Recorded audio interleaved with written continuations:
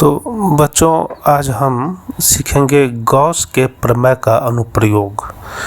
तो इसका मुख्य रूप से 3 अनुप्रयोग हैं।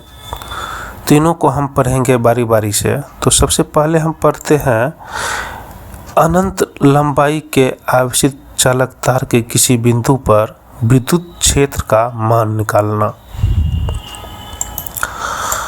तो अब मान लो कोई तार है, एक लंबा सा तार है और वह तार एक समान रूप से आवेशित है। इस तार के कारण हम किसी बिंदु P पर हमें विद्युत क्षेत्र का मान निकालना है। तो इस तार का हम कोई 2 पॉइंट लेकर के हम देखते हैं कि इसका इलेक्ट्रिक फील्ड किधर जाएगा। इसका इलेक्ट्रिक फील्ड तार से हमेशा बाहर की ओर आएगा, यानी कि इसके लंबवत आएगा। हम थोड़ा करके कुछ देखते हैं। तो ऊपर में एक मैंने कुछ छोटा सा इसका सेगमेंट लिया और इसके कारण जो इलेक्ट्रिक फील्ड होगा, एक यहाँ से एक लाइन खींचेंगे तो इस डायरेक्शन में, चित्र के अनुसार जो दिया गया है इस डायरेक्शन में यहाँ पर एक लाइन होगा। और इसी प्रकार इतना ही दूरी पर नीचे से भी एक हम कंसीडर किए हैं, उसके कारण भी हम एक लाइन खींचेंगे। तो अब इस दोनों के कारण इसका अलग अलग डायरेक्शन हो रहा है। पहले के कारण नीचे की ओर डायरेक्शन हो रहा है और नीचे वाला जो एक सेगमेंट लिए हैं ऊपर की ओर एक डायरेक्शन हो रहा है। तो ऐसे में तो इसका अलग अलग डायरेक्शन होगा। तो हम इन सभी जो इलेक्ट्रिक फील्ड होगा उसको हम एक परपेंडिकुलर डायरेक्शन में और दूसरा पैरेलल डायरेक्शन में इसको अलग अलग घटकों में बांट दिया।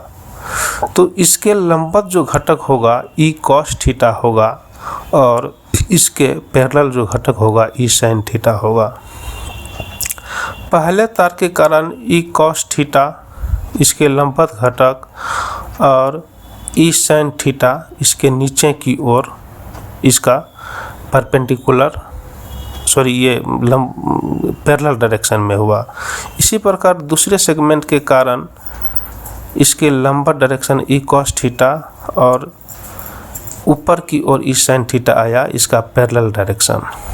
तो यहाँ पर ये जो दोनों है E sin थीटा, ये परिणाम जो है इसका ये बराबर है और डायरेक्शन अलग अलग है। तो ये एक दूसरे को निगलेक्ट कर देगा।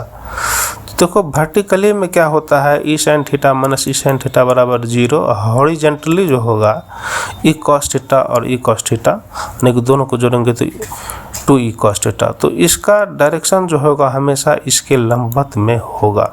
अब इसको हम प्रूव करते हैं। इसके प्रूव करने के लिए, इसको कैलकुलेशन करने के लिए हम एक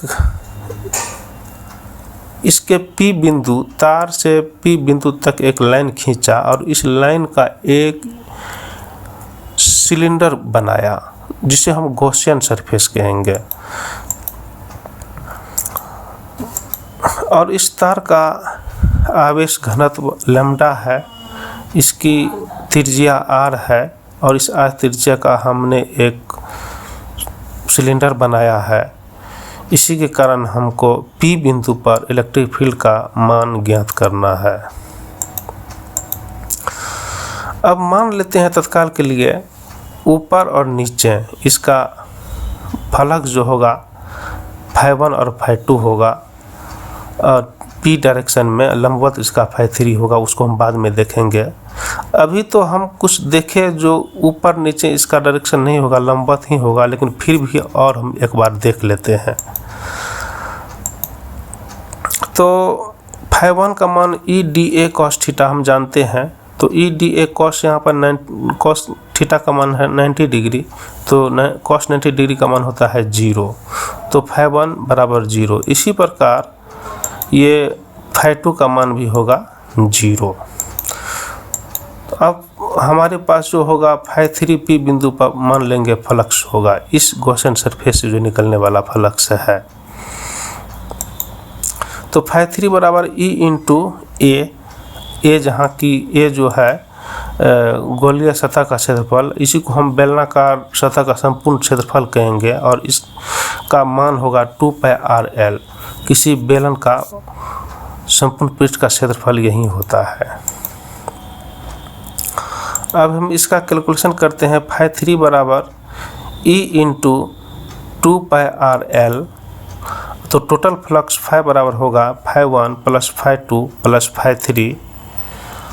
φ1 φ2 का तो मान 0 हो चुका है और सिर्फ φ3 बचेगा E इंटू 2πr_l। तो φ का मान आया हमको E इंटू 2πr_l। इसको समीकरण 1 मान लेते हैं। अब हम गॉस के प्रमेय से जानते हैं कि किसी बंद सतह से जो है फ्लक्स का मान जो गुजरता है φ/ε0। ये समीकरण 2 हो गया। अब समीकरण 1 और 2 को मिलाएंगे तो φ का मान इक्वेट कर दिए तो E into 2πr_l is equal to Q/ε0 इसका वैल्यू हुआ। तो E बराबर Q/2πr_l इंटू ε0। यहाँ से Q है, इसका रैखिक घनत्व हम लैम्डा लिए थे, तो इस Q को हम इस प्रकार भी लिख सकते हैं, Q बराबर L इंटू लैम्डा। इसको समीकरण 4 मान लिए तो E बराबर कितना होगा, Q के बदले में मान रख देंगे lambda into L by 2πr_l ε0। नीचे में भी L ऊपर में भी L, दोनों L कैंसिल हो जाएगा। तो E बराबर लैम्डा बाई 2πr इंटू ε0। यही हमारा फाइनल रिजल्ट हुआ। यानी कि किसी एक समान रूप से आवेशित अनंत ये चालक जो होता है तार, इसके कारण इलेक्ट्रिक फील्ड का मान होता है लैम्डा बाय 2πr_ε0, जहाँ लैम्डा जो है इस तार का रैखिक आवेश घनत्व है।